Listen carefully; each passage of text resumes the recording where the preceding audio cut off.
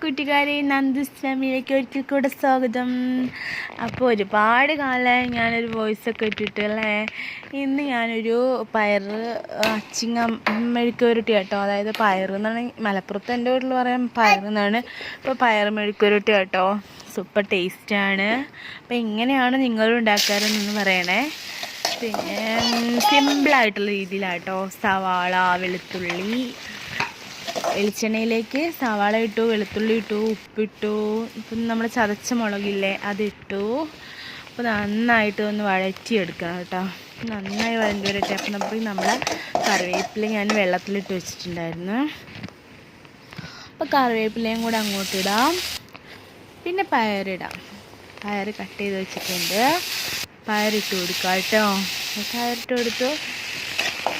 അപ്പോൾ നന്നായിട്ടൊന്ന് ഇളക്കി കൊടുക്കണം കേട്ടോ. എന്നിട്ട് ഇത്തിരി വെള്ളം ഒഴിച്ചു അടച്ച് വെച്ച് വേവിക്കണം കേട്ടോ. അപ്പോഴാണ് നമ്മൾ പയറൊക്കെ ഒന്ന് നല്ലോണം സോഫ്റ്റായി വെന്ത് വരുള്ളൂ കേട്ടോ.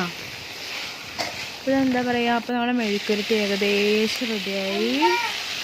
ഏകദേശമല്ല, ഫുൾ റെഡിയായി എന്ന് പറയാം. അപ്പോൾ നന്നായിട്ടൊന്ന് ഇളക്കി കൊടുത്തൊന്ന് ഒരു ഇതായി എടുക്കണം.